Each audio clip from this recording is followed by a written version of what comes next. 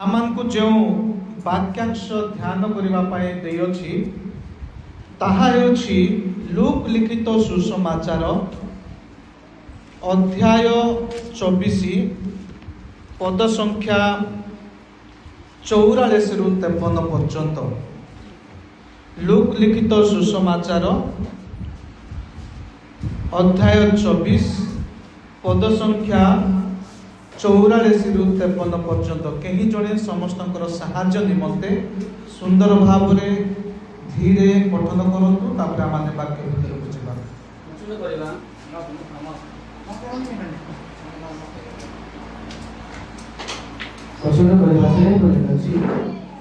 ପୁଣି ସେ ସେମାନଙ୍କୁ କହିଲେ, ମୋଶାଙ୍କ ବ୍ୟବସ୍ଥା ଏବଂ ଭାବବାଦୀମାନଙ୍କ ଓ ଗୀତ ସହିତ ଧର୍ମଶାସ୍ତ୍ରରେ ମୋ ବିଷୟରେ ଯାହା ଯାହା ଲେଖା ଅଛି ସେହି ସବୁ ସଫଳ ହେବା ଆବଶ୍ୟକ।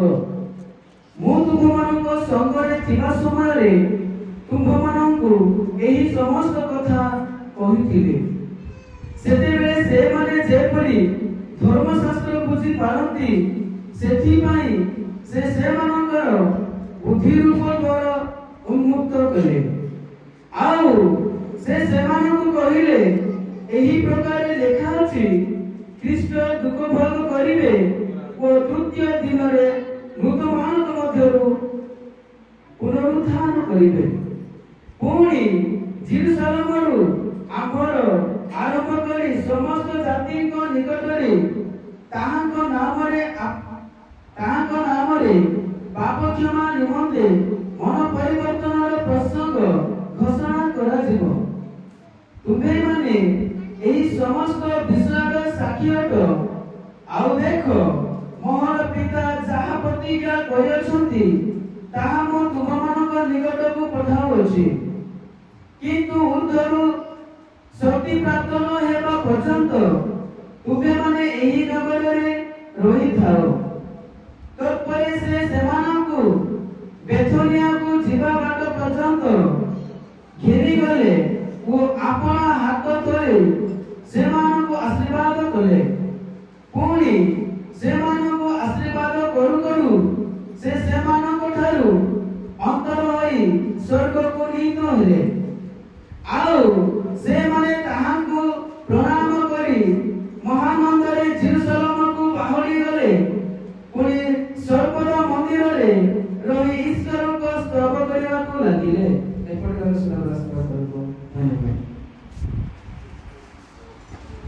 Hallelujah, hallelujah, hallelujah. ଖ୍ରୀଷ୍ଟଙ୍କ ପ୍ରେମରେ ମୋର ପ୍ରିୟର ଭାଇ ଏବଂ ଭଉଣୀମାନେ,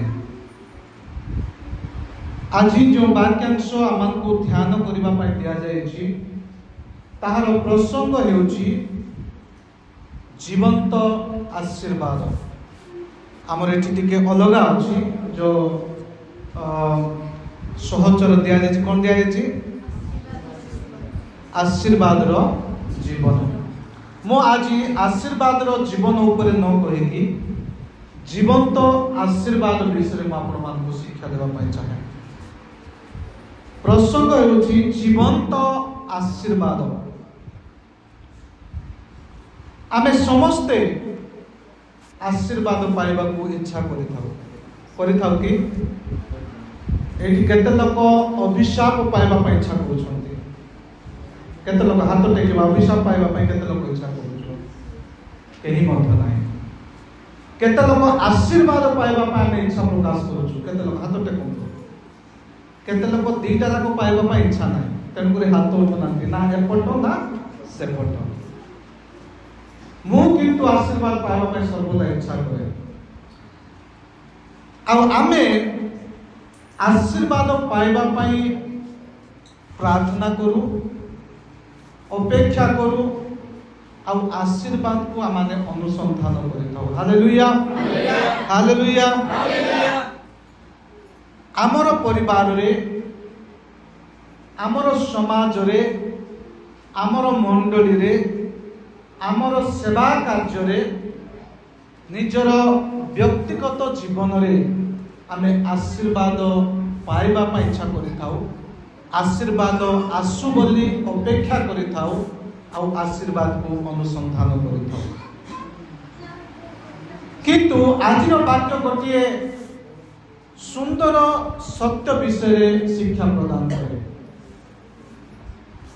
आमने केवल आशीर्वाद पाइबा पाई आह्वान प्राप्त होइना बरं आमने प्रत्येक गोटे गोटे जीवंत आशीर्वाद हेबा पाई आह्वान पाइछु।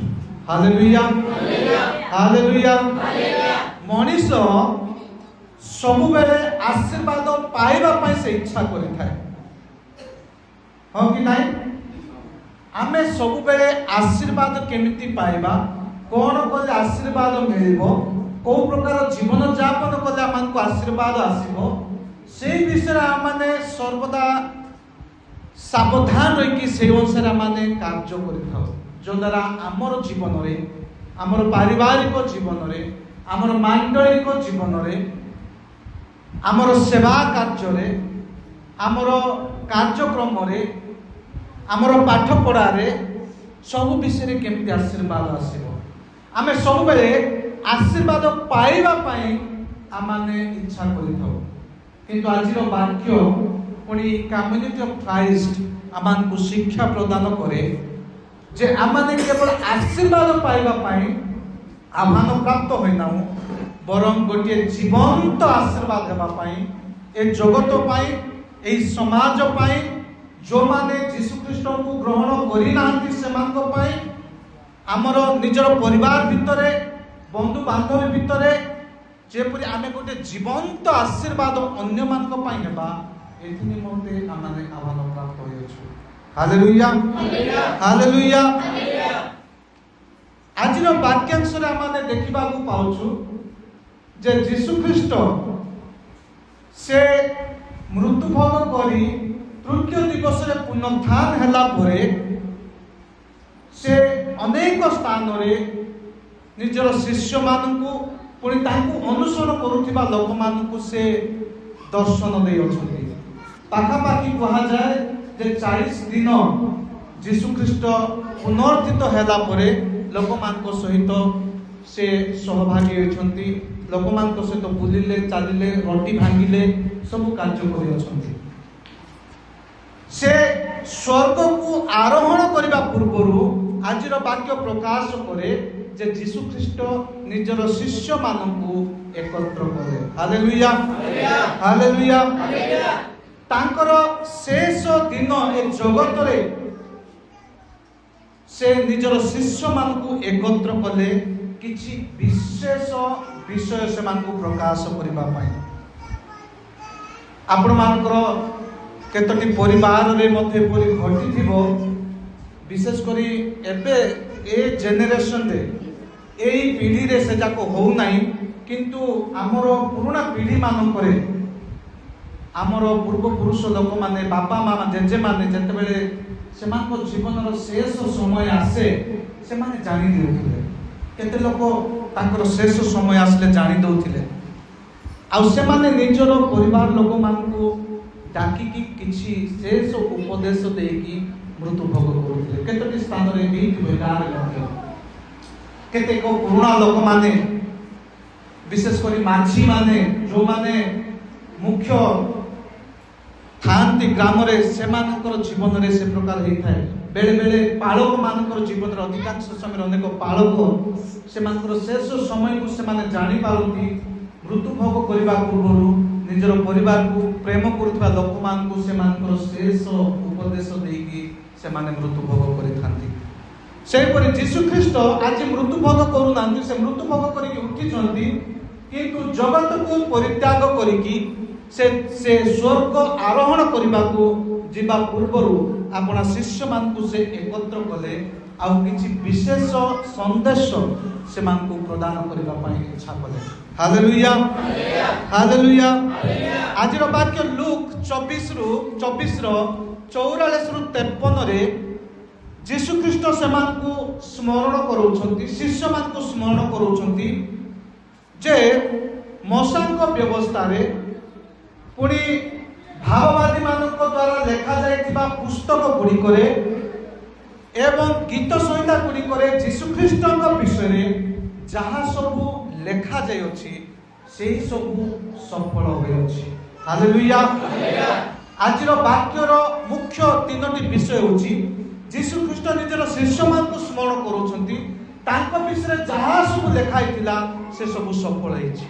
मूसा को व्यवस्था रे जहाँ किछि लेखा थिला पुनी भाववादी मानक द्वारा जहाँ सब कहा जाइतिला लेखा जाइतिला एवं गीत रचक मानक द्वारा दाऊद पुणी अन्य गीत रचक मानक द्वारा जहाँ सब कहा जाइतिला गीत संहिता रे से समस्त विषय सफल होइछि। एहा जीशुख्रीष्ट स्मरण करूछु। द्वितीय विषय जीशुख्रीष्ट निजर शिष्य मान को स्मरण करूछंती जे सेमाने जो शक्ति जीशुख्रीष्ट स्वर्ग को आरोहण करबा परे प्राप्त हेबे ताहा ऊर्ध्वरु आसीबाकू जाउछे। Hallelujah hallelujah. जो शक्ति जीशुख्रीष्टकर स्वर्ग आरोहण करबा परे शिष्य माने लाभ करिवे लोक माने लाभ करिवे जो माने ताको अनुसरण करती ताकर सेवा कार्य करती से माने जो शक्ति लाभ करिवे ताहा परमेश्वर ठार आसीबो। एई कथा जीशुख्रीष्ट आजिर वाक्य रे निजर शिष्य मान को स्मरण करूछंती। तृतीय विषय जीशुख्रीष्ट स्मरण करूछंती जे सेमाने समस्त जाति को पाखरे गोटे साक्ष्य हेबा पाई आहुत होई अछंती। हालेलुया। जो शिष्य माने सेठरे ठिया हेतिले जीशुख्रीष्टकर स्वर्ग आरोहण करिबा परे से माने समग्र जाति समस्त देश समस्त राष्ट्र मानकरे जीशुख्रीष्टकर मृत्यु जीशुख्रीष्टकर पुनरुत्थान जीशुख्रीष्टकर स्वर्ग आरोहणर साक्ष्य हेबाकू जाउछंती। एही कथा जीशुख्रीष्ट आजिर वाक्य रे स्मरण करूछंती। Hallelujah hallelujah. मोर प्रियर मंडली एही शास्त्र मान को सिखाए जे किपरि गोटे साधारण विश्वासी कि प्रकार गोटे साधारण व्यक्ति गोटे जीवंत आशीर्वादर जीवन बंची पारिबो। आजिर वाक्य आजिर शास्त्र मान को शिक्षा दिए जे आम परि गोटे साधारण विश्वासी आम परि जड़े साधारण ख्रीष्ट को अनुसरण करुथिबा व्यक्ति कि प्रकार ए जगत रे गोटे जीवंत आशीर्वाद होई पारिबो। Hallelujah hallelujah.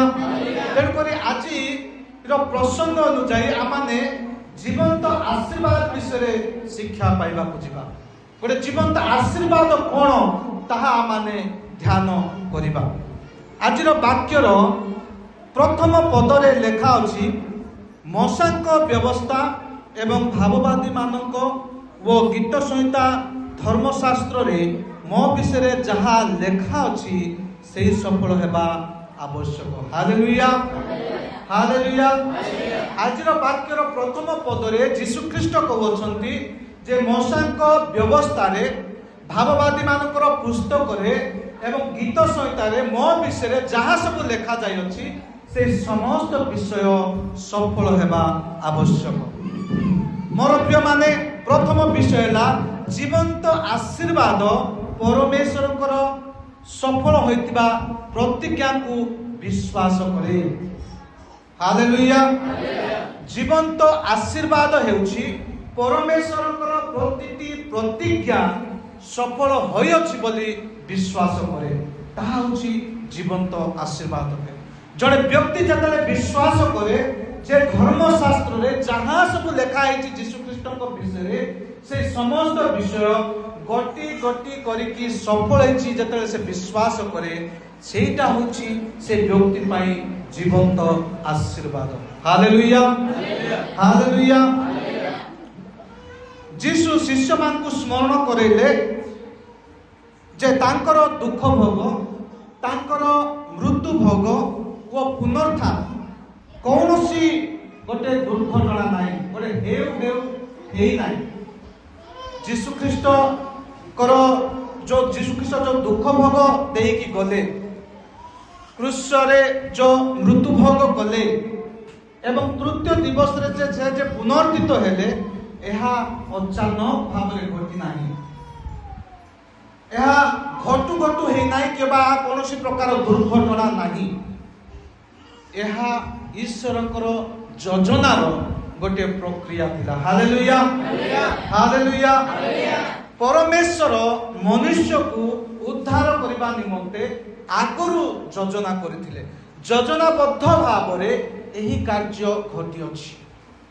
ପରମେଶ୍ୱର ଜାଣିଥିଲେ, ଯୀଶୁଖ୍ରୀଷ୍ଟ ନିଜେ ସେ ଜାଣିଥିଲେ ଯେ ସେ ଏ ଜଗତକୁ ଆସିବା ପଛରେ ତାର କାରଣ କ'ଣ, ଆଉ କ'ଣ କ'ଣ ଦେଇକି ତାଙ୍କୁ ଯିବାକୁ ହେବ, ଏହି ସମସ୍ତ ବିଷୟ ଯୀଶୁଖ୍ରୀଷ୍ଟ ଆଗରୁ ଜାଣିଥିଲେ।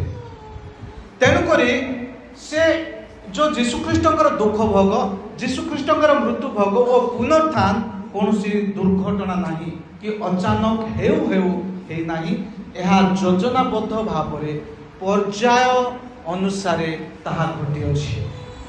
ଏହା ଯୀଶୁଖ୍ରୀଷ୍ଟ ନିଜର ଶିଷ୍ୟମାନଙ୍କୁ ସ୍ମରଣ କରୁଅଛନ୍ତି। ମଶାଙ୍କ ବ୍ୟବସ୍ଥା ଯୀଶୁଖ୍ରୀଷ୍ଟଙ୍କ ଆଡ଼କୁ ଇଙ୍ଗିତ କରେ। ଯଦି ଆପଣମାନେ ମଶାଙ୍କ ବ୍ୟବସ୍ଥା ଭଲରେ ଯଦି ପଠନ କରିବେ, 5ଟି ଯାକ ପୁସ୍ତକ, এই ସବୁ 5ଟି ଯାକ ପୁସ୍ତକ ଯୀଶୁଖ୍ରୀଷ୍ଟଙ୍କ ଆଡ଼କୁ ଇଙ୍ଗିତ କରେ। ଯୀଶୁଖ୍ରୀଷ୍ଟଙ୍କ ବିଷୟରେ ତାହା କଥା କୁହେ।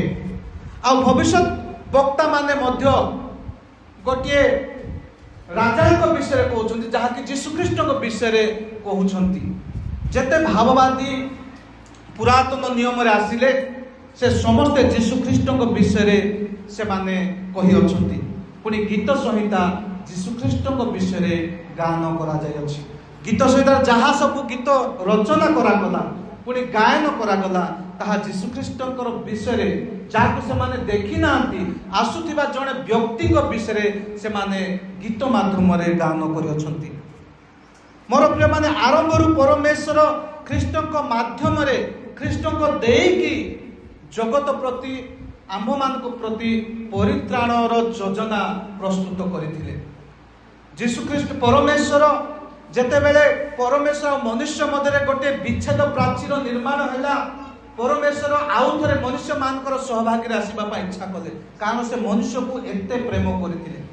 ଗୀତ ସଂହିତା ଲେଖା ଅଛି, ଗୀତ ସଂହିତା 8ରେ, ଯେ ପରମେଶ୍ୱର ମନୁଷ୍ୟକୁ ଏତେ ପ୍ରେମ କରିଅଛନ୍ତି ଯେ ସେ ସ୍ୱର୍ଗର ଦୂତମାନଙ୍କ ଅପେକ୍ଷା ଅଳ୍ପକେ ନ୍ୟୁନ କରିଅଛନ୍ତି ବୋଲି। ସ୍ୱର୍ଗର ଦୂତମାନଙ୍କ ତୁଲ୍ୟ ସେ ମନୁଷ୍ୟକୁ ପ୍ରେମ କଲେ, ଆଉ ମନୁଷ୍ୟ ସହିତ ସହଭାଗୀ ହେବା ପାଇଁ, ମନୁଷ୍ୟ ସହିତ ବାସ କରିବା ପାଇଁ ସେ ଇଚ୍ଛା କଲେ। ଯେହେତୁ ମନୁଷ୍ୟ ପାପରେ ଥିଲେ, ତାହା ସମ୍ଭବ ହେଇପାରୁନଥିଲା, ପରମେଶ୍ୱର ମନୁଷ୍ୟମାନଙ୍କ ମଧ୍ୟରେ ଆସିପାରୁନଥିଲେ। ତେଣୁକରି ଏ ମନୁଷ୍ୟକୁ ପାପରୁ ଉଦ୍ଧାର କଲା ପରେ ହିଁ, ପରିତ୍ରାଣ ଦେଲା ପରେ ହିଁ ପରମେଶ୍ୱର ମନୁଷ୍ୟମାନଙ୍କ ମଧ୍ୟରେ ବାସ କରିପାରିବେ। ତେଣୁକରି ଯୋଜନାବଦ୍ଧ ଭାବରେ ସଦାପ୍ରଭୁ ପରମେଶ୍ୱର ଯୀଶୁଖ୍ରୀଷ୍ଟଙ୍କ ମାଧ୍ୟମରେ, ଯୀଶୁଖ୍ରୀଷ୍ଟଙ୍କ ଦ୍ୱାରା ଜଗତର ପରିତ୍ରାଣର ଯୋଜନା ପ୍ରସ୍ତୁତ କଲେ। Hallelujah hallelujah. ହେଲେ ଏହାର ଅର୍ଥ କ'ଣ ମୋର ପ୍ରିୟମାନେ? ଜୀବନ୍ତ ଆଶୀର୍ବାଦ ସେଇ ବ୍ୟକ୍ତି ଯେ ପରମେଶ୍ୱରଙ୍କର ପ୍ରତିଜ୍ଞା ସଫଳ ହେବା ବିଷୟ ବିଶ୍ୱାସ କରେ। ହାଲେଲୁୟା। ଯେ ପରମେଶ୍ୱର ଯେଉଁ ପରିତ୍ରାଣର ଯୋଜନା ତିଆରି କଲେ ଯୀଶୁଖ୍ରୀଷ୍ଟଙ୍କ ଦେଇକି ଜଗତକୁ ଉଦ୍ଧାର କରିବା ପାଇଁ, ଆଉ ଯେଉଁ ଯେଉଁ ପ୍ରତିଜ୍ଞା ପରମେଶ୍ୱର କରିଥିଲେ, ସେ ସବୁ ପ୍ରତିଜ୍ଞା ସଫଳ ହେଇଛି ବୋଲି ଯେଉଁ ବ୍ୟକ୍ତି ବିଶ୍ୱାସ କରେ, ତାହା ହେଉଛି ଜୀବନ୍ତ ଆଶୀର୍ବାଦ। Hallelujah hallelujah. ଯେତେବେଳେ ଜୀବନରେ ଦୁଃଖ ଆସେ ବା ଜୀବନରେ ଦୁଃଖର ସମୟ ଆସେ, ଯେତେବେଳେ ଜୀବନରେ କିଛି ବିଷୟ ପାଇଁ ଅପେକ୍ଷାର ସମୟ ଆସେ, ବେଶୀ ଦିନ ଧରି ଅପେକ୍ଷା କରିବାର ସମୟ ଆସେ, ଯେତେବେଳେ ଜୀବନରେ ଅନିଶ୍ଚିତତା ଆସେ, ପୁଣି ଯେତେବେଳେ ଜୀବନରେ ନିରାଶ ହତାଶର ସମୟ ଆସେ, ପୁଣି ଜୀବନରେ ଯେତେବେଳେ ପ୍ରାର୍ଥନାର ଉତ୍ତର ବିଳମ୍ବ ହୁଏ, ସେତେବେଳେ ମନୁଷ୍ୟ ବୁଝିପାରେ ନାହିଁ। ମନୁଷ୍ୟ ବୁଝିପାରେ ନାହିଁ ମୋ ଜୀବନରେ କ'ଣ ସବୁ ଘଟୁଅଛି। ସେ ସନ୍ଦେହ କରେ। ଶିଷ୍ୟମାନେ ମଧ୍ୟ ସେ ପ୍ରକାର ସନ୍ଦେହ କରିଥିଲେ। Hallelujah hallelujah. ମନୁଷ୍ୟ ଜୀବନରେ ଯେତେବେଳେ ଦୁଃଖ ଆସିବ, କ୍ଲେଶ ଆସିବ, କଷ୍ଟ ଆସିବ, ଅଭାବ ଆସିବ, ଅସୁସ୍ଥତା ଆସିବ, ଆଉ କୌଣସି ଗୋଟିଏ ବିଷୟ ପାଇଁ ଅନେକ ଦିନର ଅପେକ୍ଷା କରୁଥିବେ। ମନେକର ଜଣେ ଯୁବା ବ୍ୟକ୍ତି ପରୀକ୍ଷା ଦେଇଛି, ଆଉ ଗୋଟିଏ ଜବ୍ ପାଇଁ, ଚାକିରି ପାଇଁ ପରୀକ୍ଷା ଦେଇଛି, ଚାକିରିରେ ପାସ୍ କରିଛି, କିନ୍ତୁ ତାର ପୋଷ୍ଟିଂ ହେଇପାରୁନାହିଁ। କେତେ ଲୋକ 5 ବର୍ଷ 6 ବର୍ଷ 7 ବର୍ଷ ଧରି ସେ ପୋଷ୍ଟିଂ ପାଇଁ ଅପେକ୍ଷା କରିଥାନ୍ତି। କେତେ ଲୋକ ପରୀକ୍ଷା ଲେଖିଥିବେ, ପରୀକ୍ଷା ଭଲ ହେଇଥିବ, ରିଜଲ୍ଟ ପାଇଁ ଅପେକ୍ଷା କରିଥିବେ, କାଳେ ମୋ ରିଜଲ୍ଟ ବାହାରିଲା ପରେ ମୋତେ ଜବ୍ ମିଳିବ। এই ପ୍ରକାର ଅନେକ ସମୟ ଆସେ। ଆଉ କେତେ ଯୁବାମାନେ ସେମାନେ କ'ଣ କରନ୍ତି ନା ଗୋଟେ ଜୀବନ ସାଥୀ, ଗୋଟେ ଭଲ ଜୀବନ ସାଥୀ ପାଇବା ପାଇଁ ଅନେକ ଦିନରୁ ଅପେକ୍ଷା କରିଥାନ୍ତି। କେତେକ ପରିବାରରେ ସନ୍ତାନ ସନ୍ତତି ନଥିବେ, ସନ୍ତାନ ସନ୍ତତି ପାଇବା ପାଇଁ ବର୍ଷ ମାସ ଧରିକି ସେମାନେ ଅପେକ୍ଷା କରିଥାନ୍ତି। ଯେତେବେଳେ ଅପେକ୍ଷାର ସମୟ ଲମ୍ବା ହୁଏ, ଯେତେବେଳେ ପ୍ରାର୍ଥନା ନିରନ୍ତର କରୁଥିଲେ ମଧ୍ୟ, ଉପବାସ କରୁଥିଲେ ମଧ୍ୟ, ଧର୍ମକର୍ମ କରୁଥିଲେ ମଧ୍ୟ ପ୍ରାର୍ଥନାର ଉତ୍ତର ଯଦି ଆସୁନାହିଁ, ଆସିବାରେ ଯଦି ବିଳମ୍ବ ହେଉଛି, ତାହେଲେ ଆମେ କ'ଣ କରୁ? ସନ୍ଦେହ କରୁ ଯେ ବାସ୍ତବରେ ପରମେଶ୍ୱର ଅଛନ୍ତି କି? ପରମେଶ୍ୱର ତାଙ୍କର ପ୍ରତିଜ୍ଞା ସବୁ ସଫଳ କରନ୍ତି କି? ମୋ ଜୀବନରେ କାହିଁକି ସଫଳ ହଉନି? এই ପ୍ରକାର ମନୁଷ୍ୟ ସନ୍ଦେହ କରିଥାଏ। ସେହିପରି ଯୀଶୁଖ୍ରୀଷ୍ଟଙ୍କର ଶିଷ୍ୟମାନେ ମଧ୍ୟ ସନ୍ଦେହ କରିଥିଲେ। Hallelujah, hallelujah. ସେମାନେ ଯୀଶୁଙ୍କୁ କ୍ରୁଶରେ ମୃତ୍ୟୁଭୋଗ କରିବା ଦେଖିଥିଲେ, ଯୀଶୁଖ୍ରୀଷ୍ଟ ଦୁଃଖ ଭୋଗ କରିବା ଦେଖିଥିଲେ, ଯୀଶୁଖ୍ରୀଷ୍ଟ ମୃତ୍ୟୁ ଭୋଗ କରିବା ସେମାନେ ଦେଖିଥିଲେ। ସେମାନଙ୍କର ଯେଉଁ ଆଶା ଥିଲା ଯେ ଯୀଶୁଖ୍ରୀଷ୍ଟ ଜଣେ ରାଜା ହେବେ, ଆମେ ତାଙ୍କର ମନ୍ତ୍ରୀ, ଆମେ ତାଙ୍କର ପରାମର୍ଶଦାତା ହୋଇ ତାଙ୍କ ସହିତ ଜଗତରେ ଶାସନ କରିବୁ ବୋଲି ସେମାନେ ଯେଉଁ ଆଶା, ଯେଉଁ ସ୍ୱପ୍ନ ଦେଖିଥିଲେ, ସେ ସ୍ୱପ୍ନ ଭାଙ୍ଗି ଯାଇଥିଲା। ସେମାନଙ୍କର ଆଶା ସବୁ କିଛି ଚୁରମାର ହେଇଯାଇଥିଲା। ଯୀଶୁଖ୍ରୀଷ୍ଟଙ୍କ ମୃତ୍ୟୁ ପରେ ଆମେ ଧର୍ମଶାସ୍ତ୍ର ଦେଖୁଛୁ ଯେ କେମିତି ଶିଷ୍ୟମାନେ ଛିନ୍ଭିନ୍ ହେଇଯାଇଥିଲେ। ସେମାନେ ସମ୍ପୂର୍ଣ୍ଣ ରୂପେ ସେମାନେ ଦ୍ୱନ୍ଦ୍ୱରେ, କନଫ୍ୟୁଜନରେ, କିଏ କୋଉ ପ୍ରକାର ଚିନ୍ତା କରୁଛି, କିଏ କୋଉ ପ୍ରକାର ଅଛି, ସବୁକିଛି ଆମେ ଦେଖୁଛୁ ଯେ ସେମାନେ ସମ୍ପୂର୍ଣ୍ଣ ସନ୍ଦେହରେ ଘେରି ରହିଛନ୍ତି। ସେମାନେ ନିରାଶରେ ଅଛନ୍ତି, ହତାଶରେ ଅଛନ୍ତି। ସେମାନେ କେବେ ଭାବିନଥିଲେ ଯାହାକୁ ସେମାନେ ଦିନେ ରାଜା ହେବ, ଆମେ ତାଙ୍କର ମନ୍ତ୍ରିମଣ୍ଡଳ ହେବୁ, ତାଙ୍କ ସହିତ ଆମେ ଶାସନ କରିବୁ ବୋଲି ଯେଉଁମାନେ ଯାହା ଭାବିଥିଲେ, ତାହା ଅଚାନକ ସମାପ୍ତ ହେଇଯାଉଛି। ସେମାନେ ନିରାଶରେ ପରିପୂର୍ଣ୍ଣ ହୋଇଯାଇଅଛନ୍ତି। କିନ୍ତୁ ମୋର ପ୍ରିୟମାନେ, ପୁନରୁତ୍ଥାନ ପରେ ଯୀଶୁ ସେମାନଙ୍କୁ ବୁଝିବାକୁ ଶକ୍ତି ପ୍ରଦାନ କରୁଅଛନ୍ତି। ପୁନରୁତ୍ଥାନ ପରେ ଯୀଶୁ ସେମାନଙ୍କୁ ବୁଝିବା ଶକ୍ତିକୁ ଉନ୍ମୁକ୍ତ କରିଦେଲେ ଏବଂ ଦେଖାଇଦେଲେ ଯେ ପରମେଶ୍ୱରଙ୍କ ଯୋଜନା ସବୁବେଳେ ସଫଳ ହୋଇଅଛି। Hallelujah, hallelujah. ପରମେଶ୍ୱରଙ୍କ ଯୋଜନା ସବୁବେଳେ ସଫଳ ହୋଇଅଛି। ଯୀଶୁଖ୍ରୀଷ୍ଟ ସେମାନଙ୍କୁ ବୁଝାଇ ଦେଲେ, ସେମାନଙ୍କର ବୁଦ୍ଧି ରୂପ ଦ୍ୱାର ଉନ୍ମୁକ୍ତ କରିଦେଲେ, ଯଦ୍ୱାରା ସେମାନେ ପରମେଶ୍ୱରଙ୍କ ଯୋଜନାକୁ ବୁଝିପାରିବେ। ଆଉ ସନ୍ଦେହରେ ରହିବା ଆବଶ୍ୟକ ନାହିଁ, ନିରାଶରେ ରହିବା ଆବଶ୍ୟକ ନାହିଁ, ହତାଶରେ ରହିବା ଆବଶ୍ୟକ ନାହିଁ। ପରମେଶ୍ୱରଙ୍କ ପ୍ରତିଜ୍ଞା ଆମର ବର୍ତ୍ତମାନର ପରିସ୍ଥିତି ଠାରୁ ଅତି ବଡ଼ ଅଟେ। ବେଳେବେଳେ ଆମେ ଏମିତି ଗୋଟେ ପରିସ୍ଥିତିରେ ଥିବା, ଆମର ଜୀବନରେ ସଂଘର୍ଷ ହିଁ ସଂଘର୍ଷ ଥିବ, ଅଭାବ ହିଁ ଅଭାବ ଥିବ, ଏପଟ ସୁସ୍ଥତାର ଅସୁସ୍ଥତାର ସମୟ ଯାଉନଥିବ, ଜୀବନରେ କେବଳ କଷ୍ଟ ଥିବ। ଏହି ପ୍ରକାର ସମୟ ଠାରୁ ମଧ୍ୟ ପରମେଶ୍ୱରଙ୍କର ଯୋଜନା, ପରମେଶ୍ୱରଙ୍କର ପ୍ରତିଜ୍ଞା ବଡ଼ ଅଟେ। Hallelujah, hallelujah. ଯେତେବେଳେ ଆମେ ପରମେଶ୍ୱର ବିଶ୍ୱସ୍ତତାରେ ବିଶ୍ୱାସ କରୁ, ପରମେଶ୍ୱରଙ୍କର ପ୍ରତିଜ୍ଞାରେ ବିଶ୍ୱାସ କରୁ, ଯେତେବେଳେ ଆମେ ସେତେବେଳେ ଆମେ କ'ଣ କରୁ ନା ଭୟରେ ବଞ୍ଚିବା ବନ୍ଦ କରୁ। ଯେତେବେଳେ ଆମେ ପରମେଶ୍ୱର ଠାରେ ବିଶ୍ୱାସ କରୁ, ଆଉ ପରମେଶ୍ୱର ଯେ ବିଶ୍ୱସ୍ତ ପରମେଶ୍ୱର ଅଟନ୍ତି ଏହା ବିଶ୍ୱାସ କରୁ, ସେତେବେଳେ ଆମେ ସନ୍ଦେହରେ ବଞ୍ଚିବା ବନ୍ଦ କରୁ, ସେତେବେଳେ ଆମେ ଭୟରେ ବଞ୍ଚିବା ଦୂର କରୁ ଏବଂ ବେଳେବେଳେ ମାନବୀୟ ଶକ୍ତି ଉପରେ ନିର୍ଭର କରିବା ଆମେ ବନ୍ଦ କରୁ। ଆମେ ଆଶା ଏବଂ ନିଶ୍ଚିତତା ସହିତ ବଞ୍ଚିବା ଆରମ୍ଭ କରିଥାଉ। Hallelujah, hallelujah. ମୋର ପ୍ରିୟମାନେ, ଜୀବନ୍ତ ଆଶୀର୍ବାଦ ସେହି ବ୍ୟକ୍ତି ଯାହାଙ୍କ ଜୀବନ ଘୋଷଣା କରେ। ଜୀବନ୍ତ ଆଶୀର୍ବାଦ ସେହି ବ୍ୟକ୍ତି ଯାହାଙ୍କ ଜୀବନ ଘୋଷଣା କରେ ଯେ ଆମର ପରିବାର, ଆମର ମଣ୍ଡଳୀ, ଆମର ସମାଜକୁ ଏମିତି ଲୋକଙ୍କ ଆବଶ୍ୟକ ଅଛି ଯେଉଁମାନେ କଷ୍ଟରେ, ଦୁଃଖରେ, ଅଭାବରେ ଥାଇ ମଧ୍ୟ ପରମେଶ୍ୱରଙ୍କର ପ୍ରତିଜ୍ଞାରେ ବିଶ୍ୱାସ କରନ୍ତି। Hallelujah, hallelujah. ପରମେଶ୍ୱରଙ୍କର ଆଶୀର୍ବାଦ, ଜୀବନ୍ତ ଆଶୀର୍ବାଦ ସେହି ବ୍ୟକ୍ତି ଯେ ଈଶ୍ୱରଙ୍କର ପ୍ରତିଜ୍ଞା ସଫଳ ହେଇଛି ବୋଲି ବିଶ୍ୱାସ କରେ, ଈଶ୍ୱରଙ୍କ ଠାରେ ବିଶ୍ୱାସ କରେ, ତାଙ୍କର ପ୍ରତିଜ୍ଞାରେ ବିଶ୍ୱାସ କରେ। ମୋ ଜୀବନରେ ମଧ୍ୟ ଆଗରୁ ଯେମିତି ପୁରାତନ ନିୟମରେ ଯେମିତି ପ୍ରତିଜ୍ଞା ସଫଳ ହେଇଛି, ମୋ ଜୀବନରେ ମଧ୍ୟ ନିଶ୍ଚିତ ଭାବରେ ସଫଳ ହେବ ବୋଲି ଯେଉଁ ବ୍ୟକ୍ତି ବିଶ୍ୱାସ କରେ ସେହି ବ୍ୟକ୍ତି ହେଉଛି ଜୀବନ୍ତ ଆଶୀର୍ବାଦ। Hallelujah, hallelujah. ପୁଣି ଦ୍ୱିତୀୟ ବିଷୟ ଆମେ ଦେଖିବା ଆଜିର ବାକ୍ୟର 45 ପଦରେ ଲେଖା ଅଛି, ତାପରେ ସେମାନେ ଯେପରି ଧର୍ମଶାସ୍ତ୍ର ବୁଝିପାରନ୍ତି ସେଥିପାଇଁ ସେମାନଙ୍କର ବୁଦ୍ଧି ରୂପ ଦ୍ୱାର ଉନ୍ମୁକ୍ତ କଲେ। Hallelujah, hallelujah.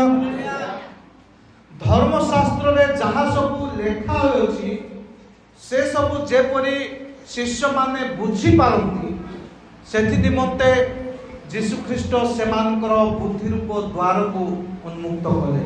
ଏହାର ଅର୍ଥ ହେଲା ଯେ ଶିଷ୍ୟମାନେ ଆଜି ପର୍ଯ୍ୟନ୍ତ ଧର୍ମଶାସ୍ତ୍ରକୁ ଭଲ ଭାବରେ ବୁଝିନଥିଲେ। ସେମାନେ ଯୀଶୁଖ୍ରୀଷ୍ଟଙ୍କ ସହିତ 3 ବର୍ଷ ଧରିକି ବସିଲେ, ଉଠିଲେ, ବାକ୍ୟ ଶୁଣିଲେ, ଶିକ୍ଷା ଦେଲେ, ସବୁ ପ୍ରକାର ସେବା କାର୍ଯ୍ୟ ଯୀଶୁଖ୍ରୀଷ୍ଟଙ୍କ ସହିତ କରିଛନ୍ତି, କିନ୍ତୁ ଧର୍ମଶାସ୍ତ୍ରକୁ ସେମାନେ ଭଲ ଭାବରେ ବୁଝିନଥିଲେ। ଆଉ ଯୀଶୁଖ୍ରୀଷ୍ଟ ସେମାନଙ୍କର ଦ୍ୱାରକୁ ଉନ୍ମୁକ୍ତ କଲେ, ଯଦ୍ୱାରା ଧର୍ମଶାସ୍ତ୍ରରେ ଯାହା ସବୁ ଲେଖା ହେଇଛି ଶିଷ୍ୟମାନେ ଭଲ ଭାବରେ ବୁଝିପାରିବେ।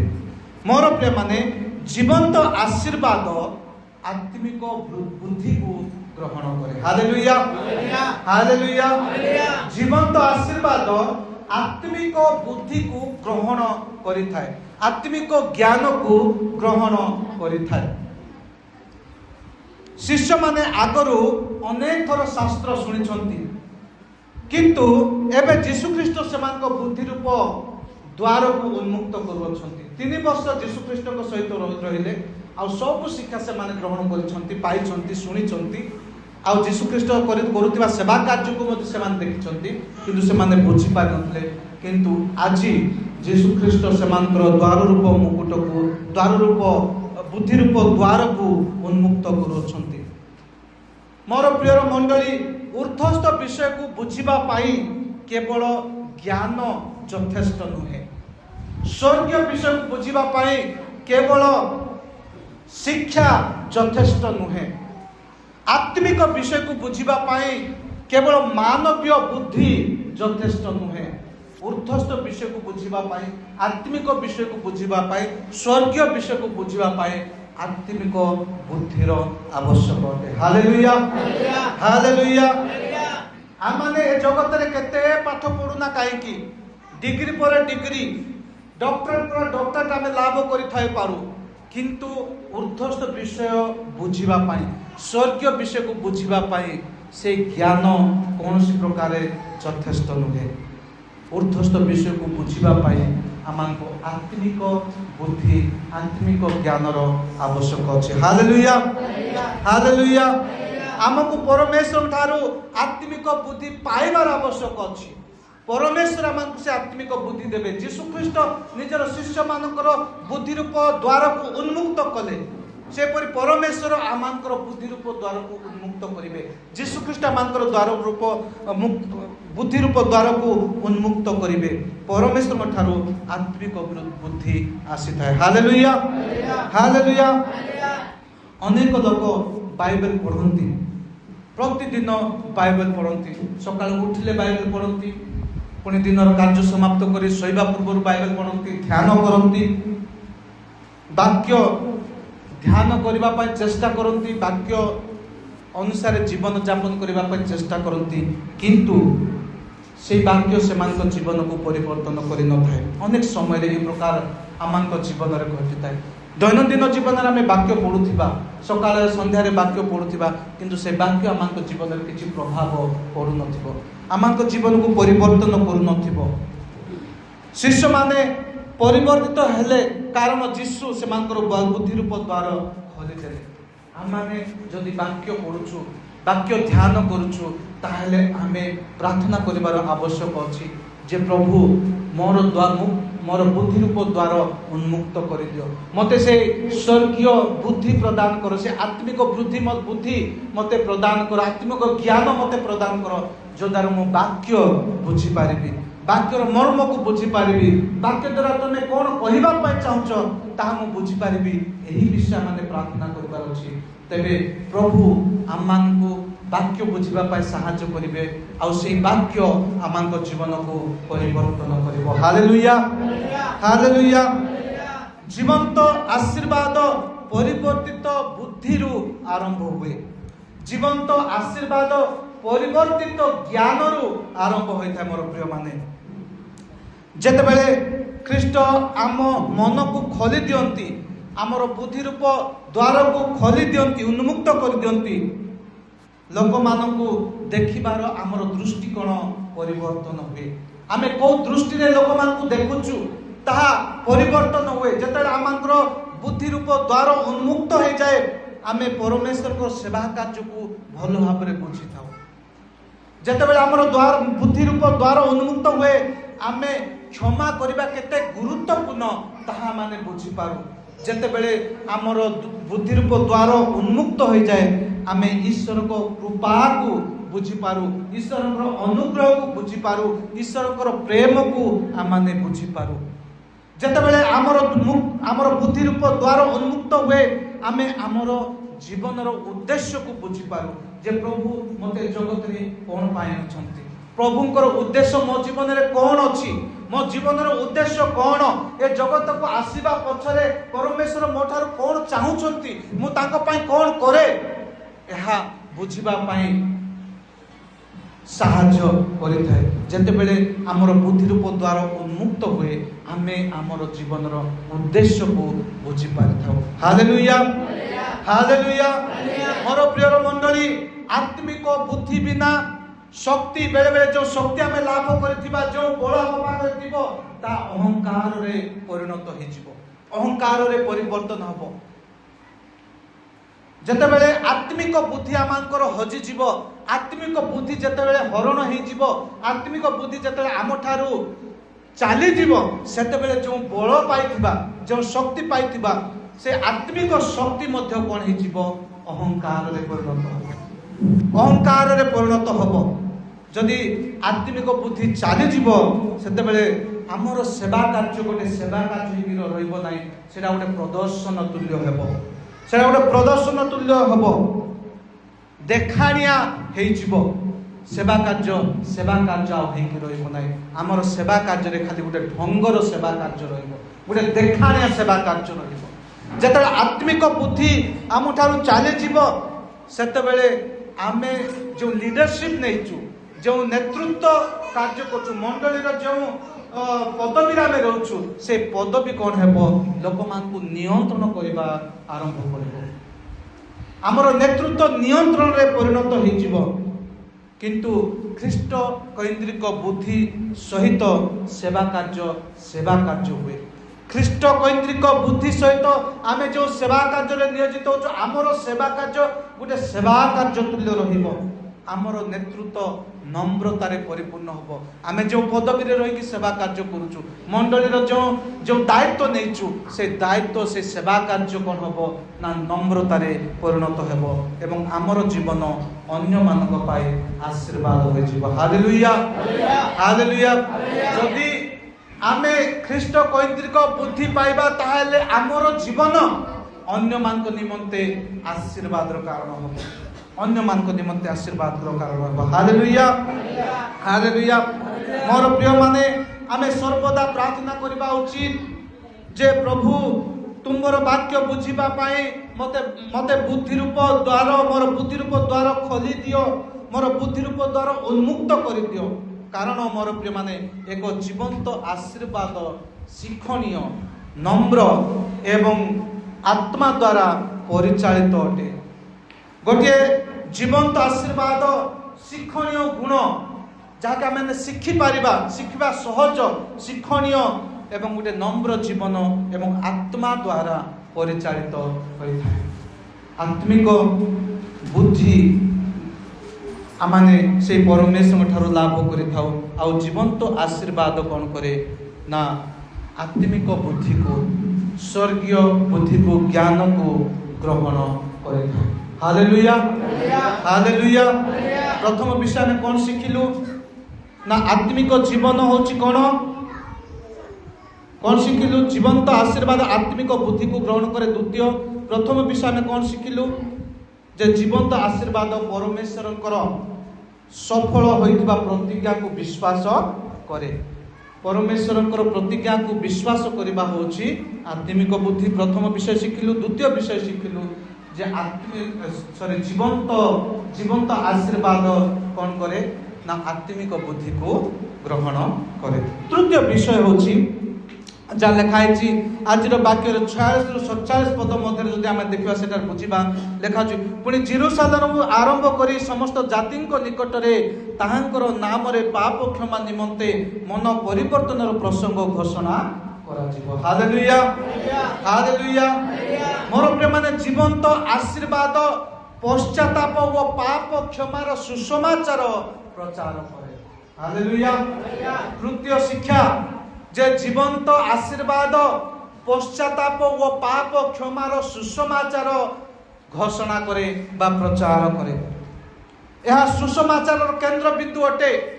जदि आम धर्मशास्त्र को देखा धर्मशास्त्र आम कौन कहे जे समस्त मानव जाति जेपरी आपण आपण पाप रु फेरिबे, प्रायश्चित करिबे, अनुताप करिबे एवं पाप क्षमा करी परित्राण लाभ करिबे, ताहा होची समग्र शिक्षार केंद्र बिंदु अटे, मर्म अटे। समग्र बाइबल समस्त बाइबल केंद्र बिंदु होची मूल शिक्षा होची जे जगत जेपरी आपना पाप रु फेरी पश्चाताप करिबो, अनुताप करिबो, पाप रु क्षमा पाई परित्राण लाभ करिबो।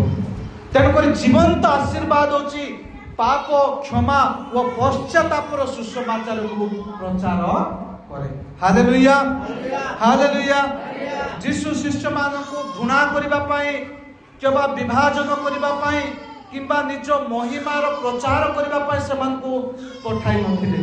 सुसमाचार जदि देखिबा जीशु ख्रीष्ट निजर शिष्य मान को अन्य मान को घृणा करिबा केबा विभाजन करिबा केबा निजर महिमा निजर शक्ति को प्रचार करिबा पई समान को पठाई नथिले।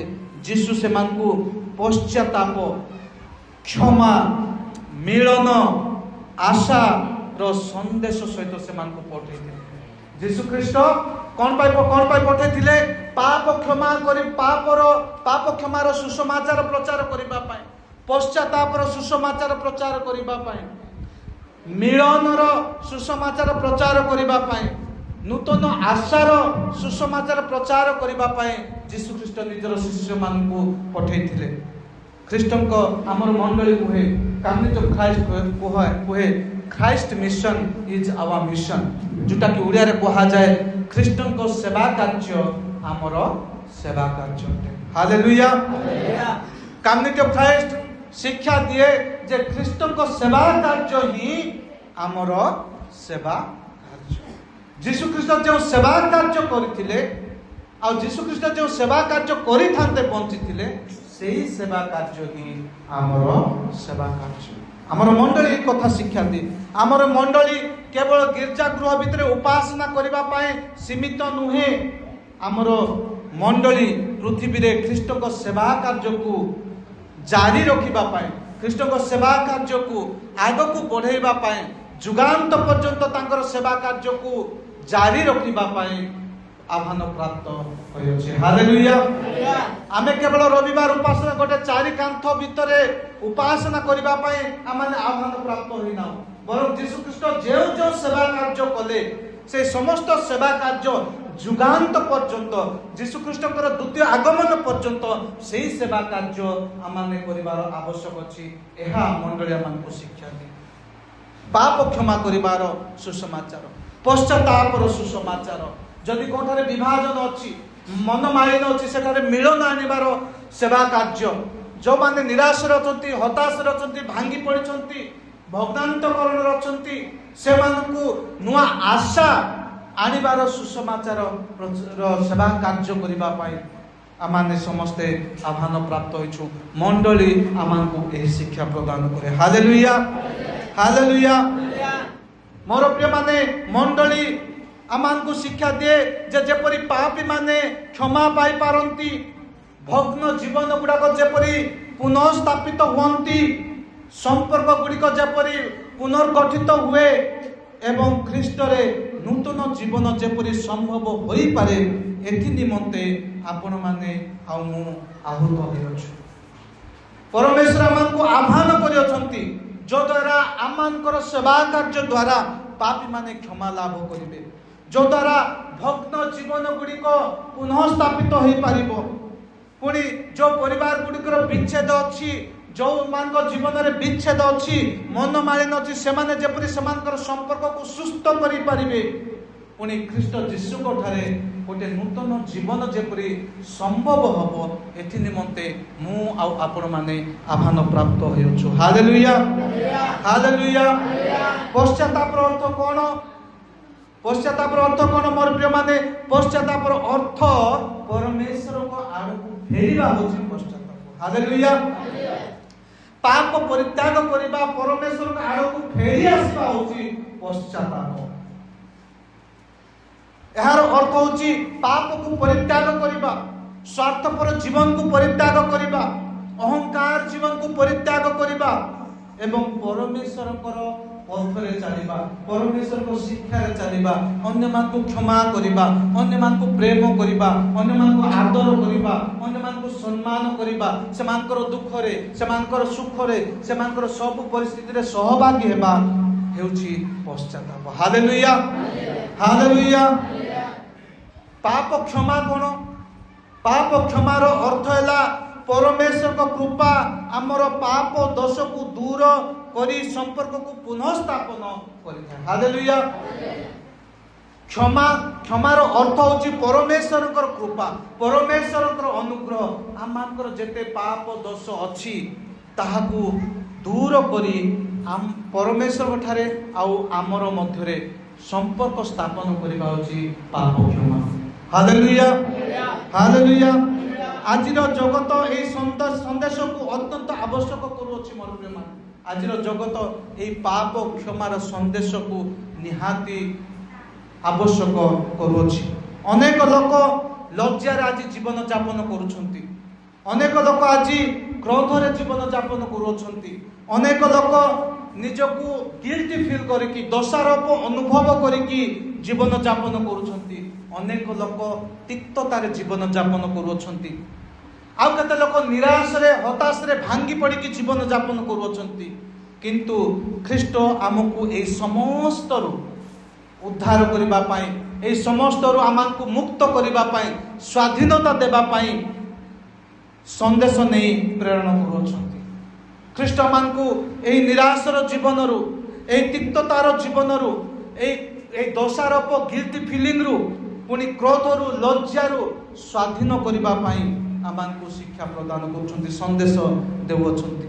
ମୋର ପ୍ରିୟମାନେ, ଜୀବନ୍ତ ଆଶୀର୍ବାଦ ଖ୍ରୀଷ୍ଟଙ୍କ ବିଷୟରେ ନୀରବ ରହିବା ନୁହେଁ, ବରଂ ଖ୍ରୀଷ୍ଟଙ୍କ ବିଷୟରେ ଘୋଷଣା କରିବା ହେଉଛି ଜୀବନ୍ତ ଆଶୀର୍ବାଦ ଅଟେ। Hallelujah, hallelujah.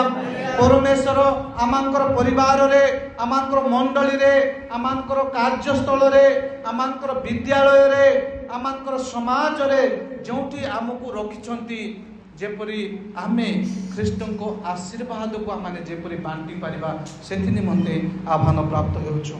ଆମ କଥାବାର୍ତ୍ତା, ଆମର କାର୍ଯ୍ୟକଳାପ ଦ୍ୱାରା ଆମେ ଯେପରି ଖ୍ରୀଷ୍ଟଙ୍କର ସାକ୍ଷୀ ହେଇପା ସେଥି ନିମନ୍ତେ ଆମେ ଆହ୍ୱାନ ପ୍ରାପ୍ତ ହେଉଛୁ।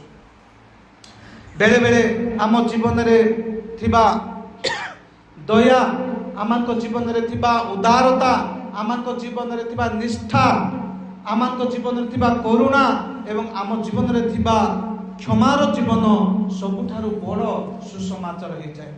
ଯଦି ଆପଣମାନେ ଗୋଟେ ଦୟାର ଜୀବନ ଯାପନ କରୁଛନ୍ତି, ଯଦି ଆପଣମାନେ ଗୋଟେ ଉଦାରତାର ଜୀବନ ଯାପନ କରୁଛନ୍ତି, ଗୋଟେ ସତ୍ୟନିଷ୍ଠାର ଜୀବନ ଯାପନ କରୁଛନ୍ତି, ଯଦି କରୁଣାର ଜୀବନ ଯାପନ କରୁଛନ୍ତି, ଅନ୍ୟମାନଙ୍କୁ କ୍ଷମା କରି ଜୀବନ ଯାପନ କରୁଛନ୍ତି, ସେଇଟା ସବୁଠାରୁ ବଡ଼ ସୁସମାଚାର ହେଇଯାଏ। Hallelujah, hallelujah. ମୋର ପ୍ରିୟମାନେ, ଚତୁର୍ଥ ଶିକ୍ଷା ମାନେ ଦେଖିବା, ଯାହାକି ଆଜିର ବାକ୍ୟର 49 ପଦରେ ଲେଖା ଅଛି। ଆଉ ଦେଖ, ମୋହର ପିତା ଯାହା ପ୍ରତିଜ୍ଞା କରିଅଛନ୍ତି ତାହା ମୁଁ ତୁମ୍ଭମାନଙ୍କ ନିକଟକୁ ପଠାଉଅଛି, କିନ୍ତୁ ଊର୍ଦ୍ଧ୍ୱରୁ ଶକ୍ତି ପ୍ରାପ୍ତ ନ ହେବା ପର୍ଯ୍ୟନ୍ତ ତୁମ୍ଭେମାନେ ଏହି ନଗରରେ ଥାଅ। କ'ଣ ଲେଖା ଅଛି? ଯେ ଦେଖ, ମୋର ପିତା ଯାହା ପ୍ରତିଜ୍ଞା କରିଅଛନ୍ତି ତାହା ମୁଁ ତୁମ୍ଭମାନଙ୍କୁ ପଠାଉଅଛି, କିନ୍ତୁ ସେଇଟା ନ ପାଇଲା ପର୍ଯ୍ୟନ୍ତ ତୁମେ ଏହି ନଗରରେ ଏହି ସହର ଛାଡ଼ିକି ତୁମେ ଯାଅ ନାହିଁ। ମୋ ପିତା ତୁମମାନଙ୍କ ପାଇଁ ଯେଉଁ ପ୍ରତିଜ୍ଞା କରିଛନ୍ତି, ଯେଉଁ ଶକ୍ତି ଦେବି ବୋଲି ପ୍ରତିଜ୍ଞା କରିଛନ୍ତି, ସେ ପ୍ରତିଜ୍ଞା ମୁଁ ତୁମମାନଙ୍କ ପାଇଁ ପଠାଉଛି, କିନ୍ତୁ ସେଇଟା ନ ପାଇଲା ଯାଏ ତୁମେ ସହର ଛାଡ଼ିକି ଯାଅ ନାହିଁ।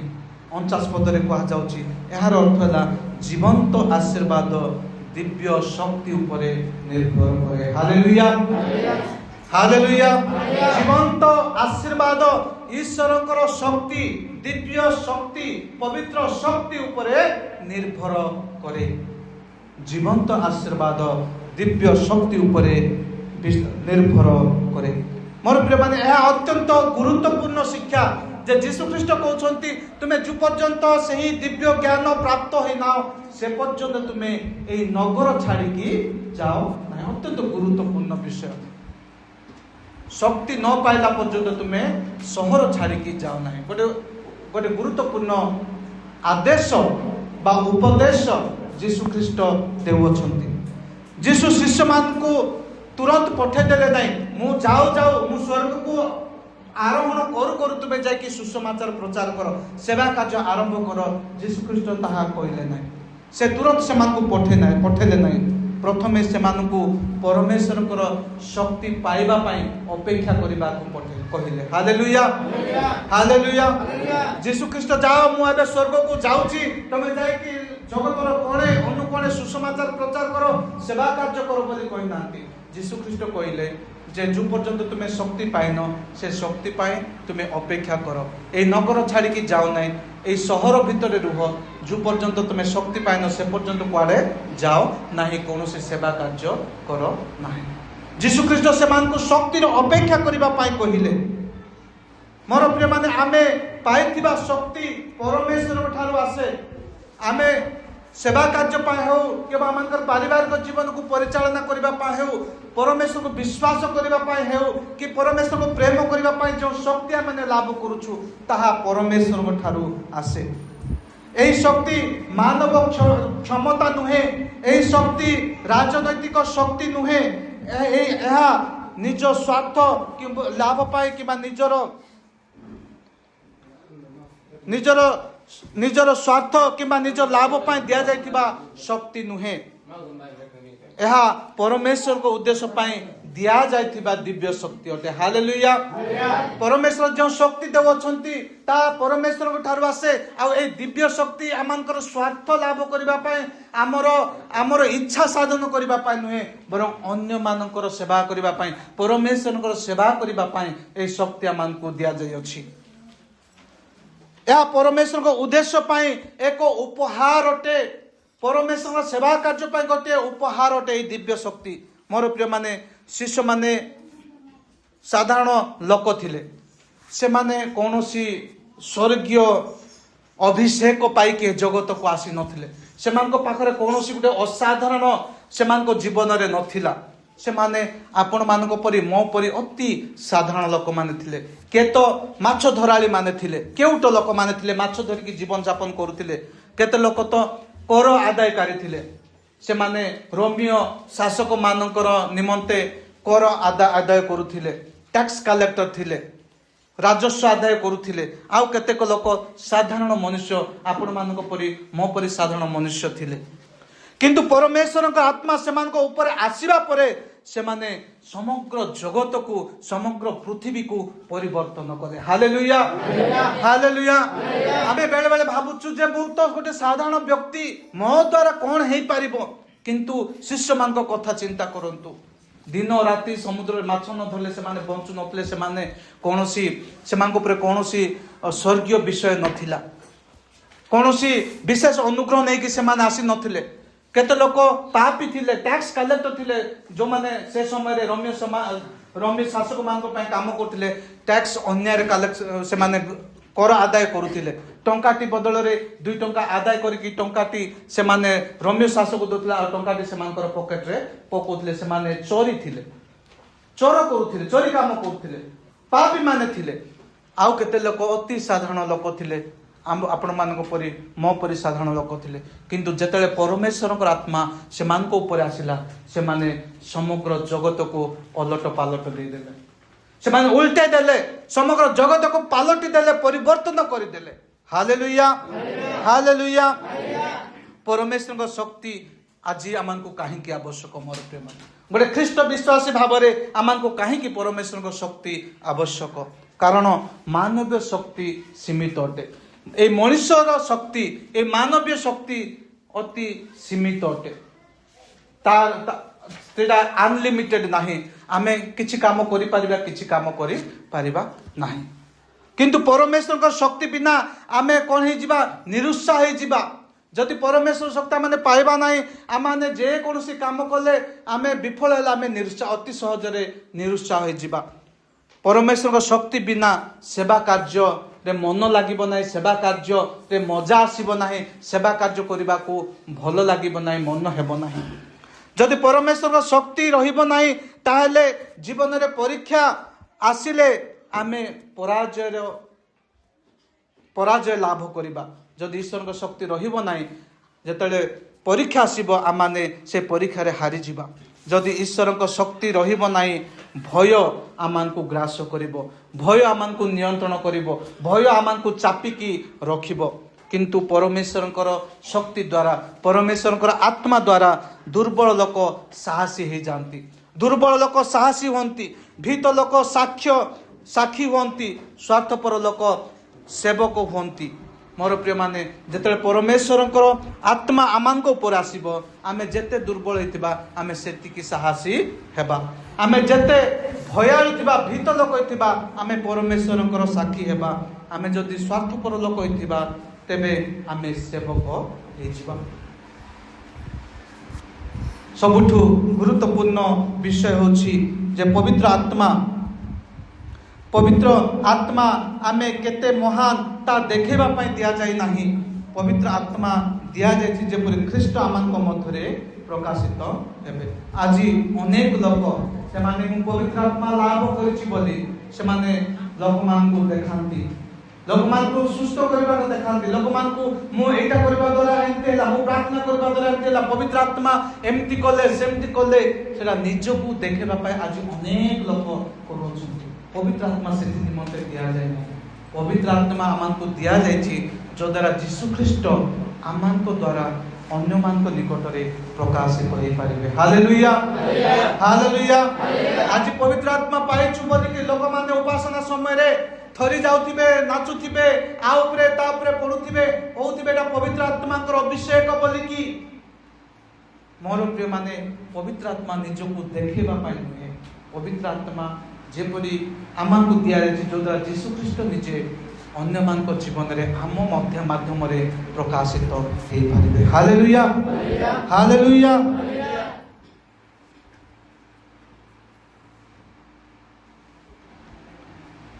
मोर प्रिय माने नम्रता बिना शक्ति कौन हुए विनाश आड़ आमान को नहीं जाए जदि आम पाखे शक्ति अच्छे आम नम्र हेबानी ताहले से शक्ति आमान को विनाश आड़ को नहीं जीव आ सेवा कार्य बिना शक्ति सेवा कार्य बिना शक्ति दुर्नीतिग्रस्त हो जाए जदि आमर सेवार मनोभाव जदि नहीं ताहले जो शक्ति आम सेवा कार्य पाइछु से शक्ति हे तो दुर्नीतिग्रस्त हो प्रेम बिना शक्ति विपदजनक अटे प्रेम बिना शक्ति विपदजनक अटे किंतु परमेश्वर सेवा कार्य व्यवहृत दिव्य शक्ति जगत पाई आशीर्वाद अटे हालेलुया हालेलुया परमेश्वर सेवा कार्य व्यवहृत प्रतिटी शक्ति जगत पाई आशीर्वाद अटे आमे निज परिवार को आमे निजको पचारिबा अछि निजको समीक्षा करी पचारिबा जे परमेश्वर देइतबा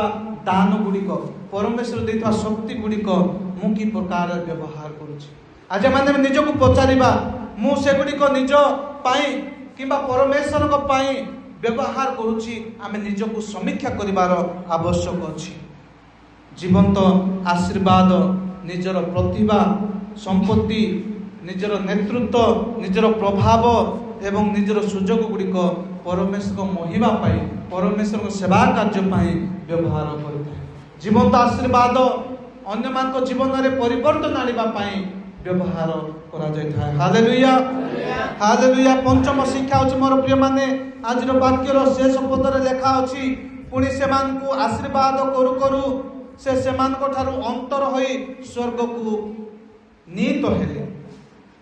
ଆଜିର ବାକ୍ୟର ଶେଷ ପଦରେ ଲେଖା ଅଛି, ଯୀଶୁ ଖ୍ରୀଷ୍ଟ ସମସ୍ତ ଉପଦେଶ ଦେଲା ପରେ, ସମସ୍ତ କଥା କହିଲା ପରେ ସେ ସ୍ୱର୍ଗକୁ ଯିବା ପୂର୍ବରୁ ଯାଉ ଯାଉ ସେମାନଙ୍କୁ କ'ଣ କଲେ? ଆଶୀର୍ବାଦ କଲେ। ସେମାନଙ୍କୁ ଆଶୀର୍ବାଦ କରୁ କରୁ କରୁ ସେ କ'ଣ ହେଲେ? ସ୍ୱର୍ଗକୁ ନୀତ ହେଲେ, ସେ ଅଦୃଶ୍ୟ ହେଇଗଲେ। ଜୀବନ୍ତ ଆଶୀର୍ବାଦ ଆନନ୍ଦମୟ ଉପାସନା ଓ ସେବା କାର୍ଯ୍ୟ ସହିତ ବଞ୍ଚେ। ହାଲେଲୁୟା। ଜୀବନ୍ତ ଆଶୀର୍ବାଦ ଆନନ୍ଦମୟ ଉପାସନା ଓ ସେବା କାର୍ଯ୍ୟ ସହିତ ବଞ୍ଚେ। ଯେତେବେଳେ ଯୀଶୁ ଖ୍ରୀଷ୍ଟ ସେ ଆଶୀର୍ବାଦ କରୁ କରୁ ସ୍ୱର୍ଗକୁ ନୀତ ହେଲେ, ସେତେବେଳେ ଏହି ଶିଷ୍ୟମାନେ, ଯୀଶୁ ଖ୍ରୀଷ୍ଟଙ୍କୁ ଅନୁସରଣ କରୁଥିବା ଲୋକମାନେ ତାଙ୍କ ଆଡ଼କୁ ହାତ ଯୋଡ଼ି ଉପାସନାର ସହିତ ସେମାନେ ତାଙ୍କୁ ଅନେଇକି ରହିଥିଲେ। ତେଣୁକରି ଜୀବନ୍ତ ଆଶୀର୍ବାଦ ଆନନ୍ଦମୟ ଉପାସନା ଓ ସେବା କାର୍ଯ୍ୟ ସହିତ ବଞ୍ଚେ। Hallelujah hallelujah. ଶିଷ୍ୟମାନେ ଉପାସନା ସହିତ, ଆନନ୍ଦର ସହିତ ଏବଂ ନିରନ୍ତର ସ୍ତୁତି ପ୍ରଶଂସାର ପ୍ରତିକ୍ରିୟା କଲେ। ଗୋଟିଏ ସୁନ୍ଦର ସତ୍ୟ ହେଉଛି ଯେ ଯୀଶୁ ଶାରୀରିକ ଭାବେ ସେମାନଙ୍କୁ ଛାଡ଼ିକି ଗଲେ, ଶାରୀରିକ ଭାବରେ ସେ ସ୍ୱର୍ଗକୁ ନୀତ ହେଲେ, ତଥାପି ସେମାନେ ଆନନ୍ଦରେ ପୂର୍ଣ୍ଣ ଥିଲେ। ଯେଉଁ ଯୀଶୁ ଖ୍ରୀଷ୍ଟ ଦୀର୍ଘ 3 ବର୍ଷ ଧରି ସେମାନଙ୍କ ଠାରେ ଶାରୀରିକ ଭାବରେ ଥିଲେ, ତାଙ୍କ ସହିତ ବସିଲେ, ଚାଲିଲେ, ଖାଇଲେ, ପିଇଲେ, ଶୋଇଲେ, ସେବା କାର୍ଯ୍ୟ କଲେ, ପ୍ରାର୍ଥନା କଲେ, ସୁସ୍ଥ କଲେ, ଆରୋଗ୍ୟତା ଦେଲେ, ମୃତ୍ୟୁକୁ ଉଠେଇଲେ। ଯେଉଁ ଯୀଶୁ ଖ୍ରୀଷ୍ଟ ଶାରୀରିକ ଭାବରେ ଥିଲେ, ଆଜି ସେ ଯୀଶୁ ଖ୍ରୀଷ୍ଟ ସେମାନଙ୍କ ଠାରେ ଶାରୀରିକ ଭାବରେ ନାହାନ୍ତି। ସେମାନେ ଦୁଃଖ କରିବା କଥା, କିନ୍ତୁ ଯେତେବେଳେ ଯୀଶୁ ଖ୍ରୀଷ୍ଟ ଆଶୀର୍ବାଦ କରୁ କରୁ ସ୍ୱର୍ଗକୁ ନୀତ ହେଲେ, ସେତେବେଳେ ସେମାନେ ଆନନ୍ଦରେ ପରିପୂର୍ଣ୍ଣ ହେଲେ। Hallelujah hallelujah. ତାଙ୍କ ମୃତ୍ୟୁରେ ସେମାନେ ଯେଉଁ ପ୍ରକାର ଭାଙ୍ଗି ପଡ଼ିଥିଲେ, ନିରାଶ ହତାଶ ହୋଇଥିଲେ, ଆଉ ସେମାନଙ୍କୁ ନିରାଶ ହତାଶ ନାହିଁ, ସେମାନେ ଆନନ୍ଦରେ ପରିପୂର୍ଣ୍ଣ ହେଲେ ବୋଲି କୁହାଯାଉଛି। କାହିଁକି? କାରଣ ସେମାନେ ବୁଝିଲେ ଯେ ଖ୍ରୀଷ୍ଟଙ୍କ ରାଜ୍ୟ ସମାପ୍ତ ହୋଇନାହିଁ, ଖ୍ରୀଷ୍ଟଙ୍କ ରାଜ୍ୟ ଆଜି ପର୍ଯ୍ୟନ୍ତ ଜାରି ରହିଛି। Hallelujah hallelujah. ପରମେଶ୍ୱରଙ୍କ ସେବା କାର୍ଯ୍ୟ ଯୀଶୁ ଖ୍ରୀଷ୍ଟ ସ୍ୱର୍ଗରୋହଣ କରିବାରେ ବନ୍ଦ ହେଇନାହିଁ, ତା ଆଜି ପର୍ଯ୍ୟନ୍ତ ଚାଲୁ ରହିଛି। ସେମାନେ ବୁଝିପାରିଲେ ଯେ ସେମାନେ ପରମେଶ୍ୱରଙ୍କର କାର୍ଯ୍ୟର, ପରମେଶ୍ୱରଙ୍କର ଯୋଜନାର ଗୋଟିଏ ଅଂଶ ଅଟନ୍ତି। Hallelujah hallelujah. ପରମେଶ୍ୱରଙ୍କ ଯୋଜନାର ଗୋଟେ ଅଂଶ ହୁଅନ୍ତି। ମୋର ପ୍ରିୟମାନେ, ଜୀବନ୍ତ ଆଶୀର୍ବାଦ ଗୋଟେ ଉଦ୍ଦେଶ୍ୟ ସହିତ ବଞ୍ଚେ। ଜୀବନ୍ତ ଆଶୀର୍ବାଦ ଗୋଟେ ଉଦ୍ଦେଶ୍ୟ ସହିତ ବଞ୍ଚେ। ଶିଷ୍ୟମାନେ ପୁରୁଣା ଜୀବନକୁ ଫେରିଲେ ନାହିଁ। ଯେଉଁମାନେ ମାଛ ଧରାଇଥିଲେ ସେମାନେ ମାଛ ଧରିବାକୁ ଫେରିଲେ ନାହିଁ। ଯେଉଁମାନେ ଟ୍ୟାକ୍ସ କଲେକ୍ଟର ଥିଲେ, କର ସଂଗ୍ରହ କରୁଥିଲେ, ସେମାନେ କର ଆଦାୟ କରିବାକୁ ଗଲେ ନାହିଁ। ଯେଉଁମାନେ କୁଲି ମଜୁରୀ କରୁଥିଲେ, ସେମାନେ କୁଲି ମଜୁରୀକୁ ଫେରି ଯାଇନାହାନ୍ତି। ସେମାନଙ୍କର ଅତୀତର କାର୍ଯ୍ୟକୁ, ଅତୀତର ଜୀବନକୁ ଫେରିଗଲେ ନାହିଁ। ସେମାନେ ସମସ୍ତ ଜାତିଙ୍କ ପାଇଁ ଗୋଟେ ସାକ୍ଷ୍ୟର କାରଣ ହେଲେ। Hallelujah hallelujah. ଯେତେବେଳେ ସେମାନେ ସେହି ଯୀଶୁ ଖ୍ରୀଷ୍ଟଙ୍କର ସତ୍ୟକୁ ବୁଝିଲେ, ସେମାନଙ୍କର ସତ୍ୟକୁ ସେମାନେ ଯେତେବେଳେ ଜାଣିଲେ, ପରମେଶ୍ୱର ଯୋଜନାକୁ ସେମାନେ ଯେତେବେଳେ ଜାଣିଲେ, ପରମେଶ୍ୱରଙ୍କ ଯୋଜନାରେ ଯେତେବେଳେ ବିଶ୍ୱାସ କଲେ, ପ୍ରତିଜ୍ଞାରେ ଯେତେବେଳେ ବିଶ୍ୱାସ କଲେ, ସେତେବେଳେ ସେମାନେ ନିରାଶ ହେଲେ ନାହିଁ, ହତାଶ ହେଲେ ନାହିଁ, ସେମାନଙ୍କର ପୁରୁଣା ଜୀବନକୁ ଫେରିଲେ ନାହିଁ, ବରଂ ସେମାନେ ସମଗ୍ର ଜାତି ନିକଟରେ ଯାଇ ଯୀଶୁ ଖ୍ରୀଷ୍ଟଙ୍କର ସୁସମାଚାର ପ୍ରଚାର କରି ଯୀଶୁ ଖ୍ରୀଷ୍ଟଙ୍କର ସାକ୍ଷ୍ୟ ହେଲେ। Hallelujah hallelujah. ଜୀବନ୍ତ ଆଶୀର୍ବାଦ ସେହି ବ୍ୟକ୍ତି, ମୋର ପ୍ରିୟମାନେ, ଯେ ବିଶ୍ୱସ୍ତତାର ସହିତ ଉପାସନା କରେ। ଜୀବନ୍ତ ଆଶୀର୍ବାଦ ସେହି ବ୍ୟକ୍ତି ଯେ ଆନନ୍ଦ ସହିତ ସେବା କରେ। ଜୀବନ୍ତ ଆଶୀର୍ବାଦ ସେହି ବ୍ୟକ୍ତି ଯେ ସେବା କାର୍ଯ୍ୟ ଜୀବନ ବଞ୍ଚେ। କେବଳ ରବିବାର ଉପାସନାରେ ନୁହେଁ, କେବଳ ରବିବାର ଉପାସନାରେ ନୁହେଁ, ପ୍ରତିଦିନ ପ୍ରତି ମୁହୂର୍ତ୍ତ ଯେ ବିଶ୍ୱସ୍ତତାର ସହିତ ସେହି ଯୀଶୁ ଖ୍ରୀଷ୍ଟଙ୍କୁ, ସତ୍ୟ ପରମେଶ୍ୱରଙ୍କୁ ଉପାସନା କରୁଅଛି, ଆଉ ଯେ ବିଶ୍ୱସ୍ତ ସହିତ ସେବା କାର୍ଯ୍ୟ କରୁଛି, ସେବାର ଜୀବନ ଯାପନ କରୁଛି, ଆଉ ଯେ ଆନନ୍ଦର ସହିତ ସେହି ପରମେଶ୍ୱରଙ୍କର ସେବା କରୁଛି, ମନୁଷ୍ୟର ସେବା କରୁଛି, ସିଏ ହେଉଛି ବାସ୍ତବରେ ଜୀବନ୍ତ ଆଶୀର୍ବାଦ ଅଟେ। हालेलुया हालेलुया आज मध्य ख्रीष्ट पृथ्वी रे आशीर्वाद करूछंती तांकर करुणामय विश्वासी मानक माध्यम रे उदारचित हृदयर लोक मानक माध्यम रे विश्वस्त साक्षी मानक माध्यम रे सेवक नेता मानक माध्यम रे आज मध्य यीशु ख्रीष्ट आमानकु ए जगत को आशीर्वाद करूछंती आमे ख्रीष्टक हाथ आ गोड़ हेबा पय आह्वान प्राप्त होइछु आमे ख्रीष्टकर लांगुड़ हेबा पय आह्वान प्राप्त होइनाहु ख्रीष्टकर हाथ आ गोड़ हेबा पय आह्वान प्राप्त होइछु जो द्वारा आमाने यीशु ख्रीष्टकर से सुसमाचार को कोणे अनुकोणे पहुंचे कि आमे ख्रीष्टकर गोटे साक्ष्य हेइ परिबा हालेलुया हालेलुया मु सरेबा पय जाउछि मोर प्रियर भाई एवं भणी माने यीशु को विषय लेखा जाइथिबा सब किछि ए जगत रे सफल होइछि केबे गोटे सुजोग जदि मिलिबो मु निश्चित भाव रे केमिति को कथा यीशु ख्रीष्ट को विषय कहा जाइथिला आ को पद अध्याय रे ताहा सफल हेछि मु आपण मान को दिने कहिबी जदि सुजोग मिले तन करी एहा मु कहिबा पाइ जाए जे यीशु ख्रीष्ट को विषय रे व्यवस्था रे भाववादी मान को पुस्तक रे पुणी गीत संहिता जहाँ सब लिखाई सब किछि सफल होइछि परमेश्वर जहाँ सब प्रतिज्ञा करथिले से विश्वस्त भाव रे ताहा सफल करियछि परमेश्वर प्रतिज्ञा विश्वस्त अटे यीशु तांको वाक्य द्वारा आमर बुद्धि रूप द्वार उन्मुक्त करती आजिर मूल शिक्षा गुड़िक हेउछि जे परमेश्वर प्रतिज्ञा विश्वस्त अटे द्वितीय है परमेश्वर यीशु ख्रीष्ट तांकर वाक्य द्वारा आमर बुद्धि रूप द्वार उन्मुक्त प्रदान करती वाक्य द्वारा मानक से आत्मिक ज्ञान आत्मिक बुद्धि प्रदान करती आउ से आमको पश्चाताप और पाप क्षमा करिबार सुसमाचार प्रचार करिबा पई आह्वान करूछंती पश्चाताप और पाप क्षमा करिबार सुसमाचार घोषणा करिबा पई प्रचार करिबा पई आपण मानकु मते